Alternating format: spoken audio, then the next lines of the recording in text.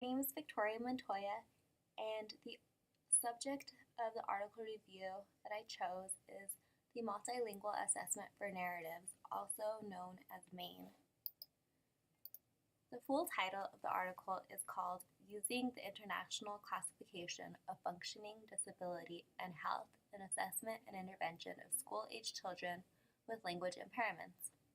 The authors of this article are Carol Westby and Carla Washington. It was published July 2017 in ASHA. This article acts as a tutorial for the Multilingual Assessment Instrument for Narratives. It provides specific guidelines for using the assessment, such as materials prep, as well as instructions on how to conduct the assessment and prompts to give. MAIN assesses language through different narrative elicitation models, including a story model, retelling, and telling. You might be wondering what MAIN does. It assesses narrative skills in children from age 2 to 7 who acquire one or more languages from birth or early age. It is available in 26 languages, including Spanish and English. It evaluates the comprehension and production of narratives. It contains 4 parallel stories, each designed with a 6-picture sequence. The stories are controlled for cognitive and linguistic complexity, parallelism in macrostructure and microstructure, as well as for cultural appropriateness and robustness. This assessment has been developed on the basis of extensive piloting with more than 500 monolingual and bilingual children aged 3 to 10 for 15 different languages and language combinations. MAIN has not been normed yet. Its standardized procedures can be used for evaluation, intervention, and research purposes. In MAIN, there are protocols and scripts for each of the 4 stories and scoring sheets based on the production, either of story structure, structural complexity, and internal state, feelings, reactions of the characters, and comprehension. MAIN also contains background questions for parents about language exposure and use. Why is the topic of MAIN important?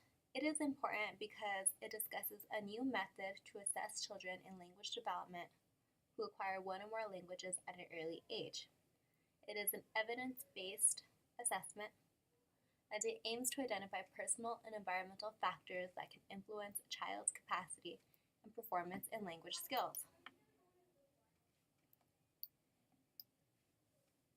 This was chosen for this class because MAIN introduces a hot new topic which follows the World Health Organization's International Classification of Functioning model. It uses a broader approach in assessment by looking at medical and social health for physical, mental, and social functioning of a person. And it encourages clinicians to write IEP goals differently. It encourages clinicians to look beyond the acquisition of discrete language skills to include functional communication outcomes in a variety of life situations. This topic was chosen because my supervising speech language pathologist at my assistant job is beginning to use this assessment to evaluate bilingual elementary students at the district I work at. I wanted to learn more about the assessment to be able to understand why she was using it and how the assessment was administered. This assessment and article will help me by adjusting the way that I write goals for IEP plans. My goals would become more functional in a variety of life situations for children and adolescents with language impairment. I would begin integrating ICF into Individuals for Disabilities Act's requirements for IEP goals.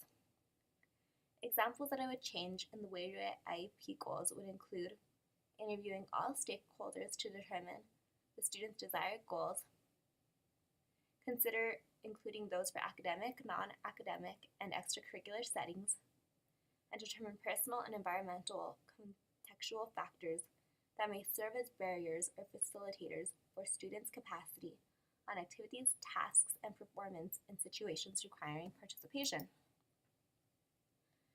This slide here shows my PICO for the article, The population that this article served was children ages 2 to 10 years that were being assessed by Maine. The intervention was Maine itself, where it assessed narrative skills in children who require one or more languages from birth or early age, using 4 parallel stories, each with a carefully designed 6-picture sequence. And the comparison was comparing old models to the new model in applying the WHO's ICF model to IEP goals for children who have a language impairment. And the outcome of all this would be to write our IEP goals a little differently. We would create IEP goals that are more functional in a variety of life situations for children and adolescents with language impairment. Here is my last slide, and it contains a reference for the article if you would like to look it up. The article itself contains a web link where you can look at Maine, which is the assessment, and you can review it as you're reading the article. Thank you.